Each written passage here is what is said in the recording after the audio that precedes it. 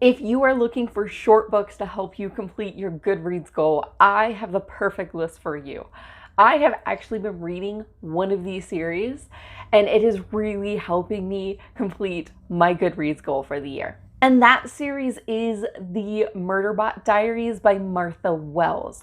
This is a series that currently has 5 novellas. They're typically around 150 pages, and there are 2 full-length novels, which are both around 300 pages.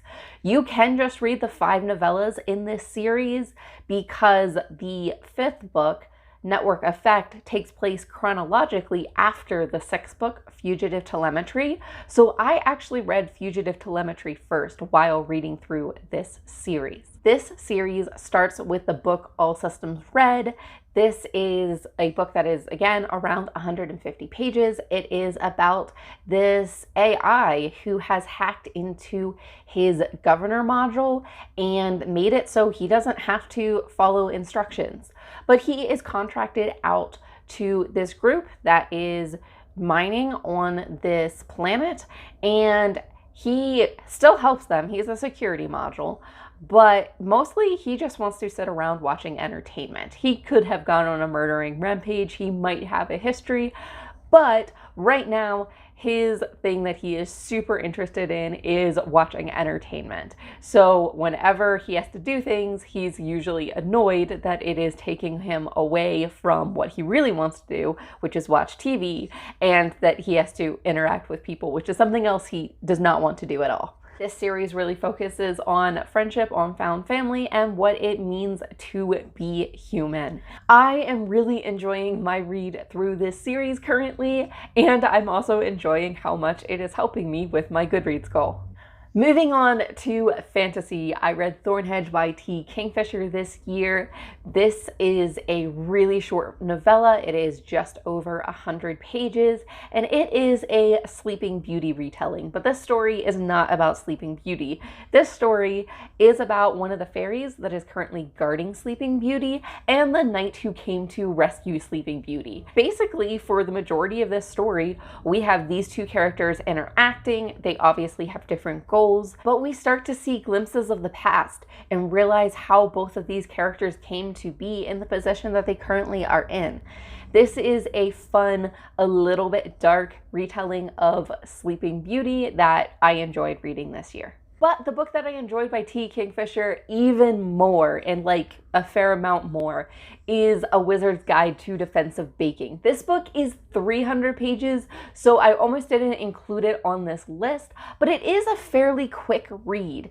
This is about a baking wizard who is growing up and coming of age in somewhat turbulent times. This baking wizard, her magic is good at baked goods. It is good at making the fluffiest cakes, the fluffiest baked goods, pastries, and just like the best all around baked goods, things that don't burn in the oven, that come out absolutely perfect. But she soon finds out that the kingdom is in trouble. She gets caught up in a murder mystery and an attempted coup. And she is determined to help out, even though all she can do is bake. So she makes large bread golems, to go and attack the invading army. I had so much fun with this book. So if you are okay with a little bit longer read, definitely check this one out. But getting back to short books, the next one I recommend is To Be Taught If Fortunate by Becky Chambers. This book is about 150 pages long, so again, this is much shorter. This is a novella, and it is the only novella I have read by Becky Chambers. I know she has her Monk and Robot series, which I am looking forward to reading, but I haven't read yet, so the only one I can actually recommend is To Be Taught If Fortunate. This is a book focusing on scientists exploring new planets in space. They have left Earth and they are attempting to study life on other planets without disrupting that life too much. And they keep sending their reports back to Earth. However, they soon lose all contact with Earth and must make some serious decisions about where they are going to study next. This is very much the day-to-day life of these scientists, but it does have some searing and emotional scenes. So while it's not one that I necessarily consider cozy, if you like the slow-paced day-to-day style, then definitely check this book out.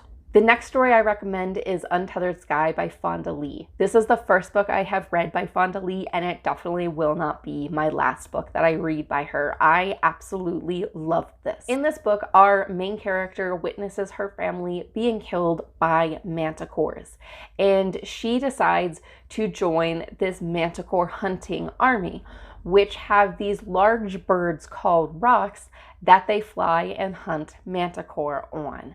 She grows up forming a relationship with her roc and determining to avenge her family by hunting manticore. This is really a coming of age story, a exploration of grief and learning to let go. I absolutely loved this book and will be reading more by Fonda Lee. If you have already read Fonda Lee, I can't say how it measures up to her other books, but this is definitely one that I would recommend. The next book I recommend is Demon in the Woods by Leigh Bardugo. This book is set in Leigh Bardugo's Grishaverse. This book has a short story version and it also has a graphic novel adaptation. So you can go with whichever version you prefer. I have listened to the audiobook for the short story and I have read the graphic novel adaptation, and they're basically identical stories. This is about these two characters who have magic in a world that is not accepting of people with magic. Not only do they have magic, they have some of the rarest, most dangerous forms of magic. So they are constantly changing their names and traveling around in hopes that no one catches up with them. But they decide to spend some time in this small village. Again, they travel around from place to place, but they do take some time to rest with other people. And our main character in this book form a relationship with the people in this village, but then disaster strikes. I don't want to tell you any more, but I do think you can read this book if you've read the Grishaverse and if you haven't read the Grishaverse. I think it works either way. Obviously, there are Easter eggs in here for people who are already familiar with the Grishaverse world. And if you're not opposed to graphic novels, they are an excellent way of boosting the number of books you read for your Goodreads goal. The only graphic novel I have on this list, well, besides Demon in the Woods, which you have an option if you do the graphic novel or not, this one is only in graphic novel form, and it is Isla to Island. This is about a Cuban girl who is immigrating to the United States because of troubles that are happening in Cuba. She is leaving without her parents and moving in with relatives that she's not super familiar with that currently live in the United States. This book is part history and part ode to books. When she arrives in the United States, one of the things she does as she's adjusting is to get lost in stories. And it really felt heartwarming and touching to see this girl as she's trying to adjust to a new life and find her place in the world, also just really latching onto and getting lost in reading and getting lost in stories. This book is told almost entirely in pictures. There are very few words in this book, but that does not make it any less emotional. In fact, I feel like the illustrations in this book really capture the stories and the emotions and deliver that beautifully. So if that is something you're interested in, definitely check this one out. Let me know if you have any novella, short story, really quick read recommendations to boost your Goodreads goal in the comments below. And I hope to see you in another video. Happy reading and good luck with your Goodreads goal.